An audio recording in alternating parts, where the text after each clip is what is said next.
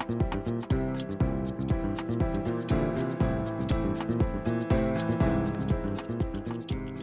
there, it's Jay and I. We're here at Del Dotto Wine Caves, and we're with Dave Del Dotto. Hi, Dave. How you doing? Good. How are you? Good to see you. And like always, you have a stem in your hand and a thief. Yes, I have a beautiful wine thief here. It's a special extraction instrument out of the barrel so we can taste out of the barrels. Of all the times I've seen you, I don't think I've ever seen you without. Yes, I know. This is a favorite tool. I don't know what it is. The shape, I don't know.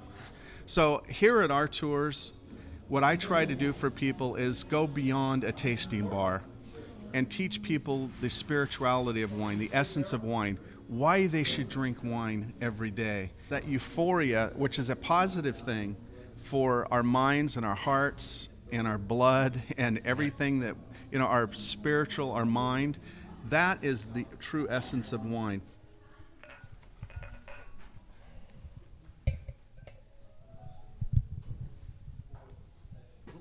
So this wine was made in an ancient clay vessel. You can see it right here in the picture. Mm-hmm. It's a huge clay vessel. In fact, we don't even have kilns that I know of in the United States that is big enough to fire up the clay. You can see this is the 2005 Vineyard 887, which is in St. Helena. It's next to our estate. Here, I'll put some a little bit in here so you can see. You see the beautiful rich color of this. It's dark. And so this was made in a clay pot, and it will be in this ceramic jar and sit here during the duration of its aging of the next 2 years. And it will never touch oak. And so what you're going to smell is just the beautiful fruit, and you aren't going to get anything adulterating the wine. It is so amazing, and I tell people that wine is a sauce, basically. You're reducing it for 2 years in the caves. It's a reduction sauce, right. And the barrel is a spice rack. So it's like tea. It's a tea bag. You put your tea in there, you dip it in the hot water, and you get this beautiful extraction of those spices. Well, that's what the barrel does. So it really influences the fruit and starts taking it into directions, depending on how you make the barrel, into directions of vanilla flavors, caramelized sugars. Well, here we are at the barrels. This is a beautiful thing. If you smell this top, you can smell this beautiful. Do you smell that? Yeah, that's nice. It's like, this is Missouri oak from Cuba, Missouri. It smells like sexy. Cigar It's box, sexy. vanilla. Wow. It's beautiful stuff. Well, that is basically, if you could have a wine, a beautiful red with that finish in your mouth, it's addicting. It really is. So that's what we have in our cave. We could give you a Cabernet with 25 different flavors. Here's a good sample right here of 6 oaks from the center of France. And you can look sideways, see how different that grain is. Some grains are wider than others. Some grains are real tight. Tighter the grain, the more sugar, the smoother and silkier the wine is, and more integrated it is. And these would be the tighter grains here. And Yes. Yeah, and you can see the Nevers forest. By the way, that Nevers forest, you give that to a woman and they taste that, it's got chocolate, rich chocolate in the finish, and they love that. Now, the guys might like the Allier because it's more bolder and more spice, but this Nevers is beautiful. Tronché's got vanilla. The Limousin is silky smooth. The Cher is just elegant. I mean, wow. This is about 100 miles south of Paris. This forest is small. It's an amazing barrel. I've got probably 200 or 300 different flavored Cabernets, and they're all good. All 90 to 95 point wines, by the way. And, I wondered when you were going to trot out the scores. Yeah, well, I don't mean to tout the scores, but it doesn't hurt to have them. Yeah, it's the if you got them, flaunt them. Yeah. If you don't talk about it. But, I mean, seriously. Anyway, let's go in. We'll try a couple. We'll see what you think. This barrel right here.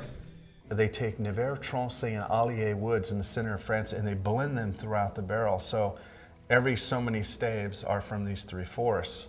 And this is a fast aging barrel. You can see the bar across the front.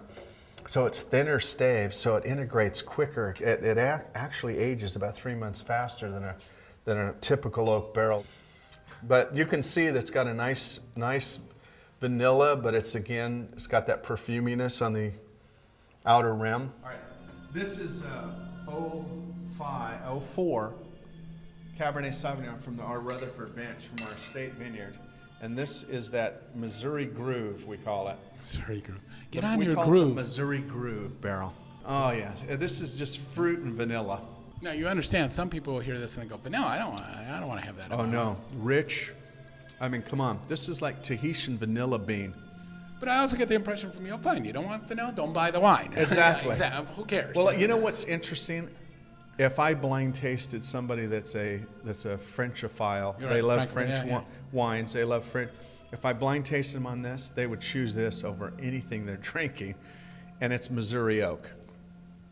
So do it blind, and so people aren't prejudiced. Well, yeah, it sounds like you're saying that a lot of our palate decisions are based more on preconceptions than what we really would prefer. Well, isn't it true? We are all biased in a lot of ways. Come on. I mean, guess seriously. If you read a guess tag so. and I it guess says Versace on it or Mercedes-Benz, you look at that product as a certain brand. And yeah, I know. Certain things aren't as politically correct in wine. If you like oak, that's not politically correct. If you like, well, even Cab, actually, to some extent, it's not considered in the same league as a Pinot or a Great Burgundy or whatever. Yeah. So there is, I guess, that aspect. Sure. Wow. Wait till you taste this one, man. This is amazing juice right here. This is that yeast, Dave, again. Mm-hmm. But this is a new yeast called F15, like the fighter pilot. And it's so funny. On the side of the bag, it said, for richer extracted wines, use F15 yeast. So here's the same wine you just had.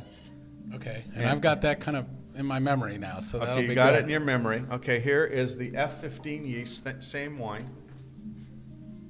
Can you diversify too much? Can you have too many different kinds of barrels?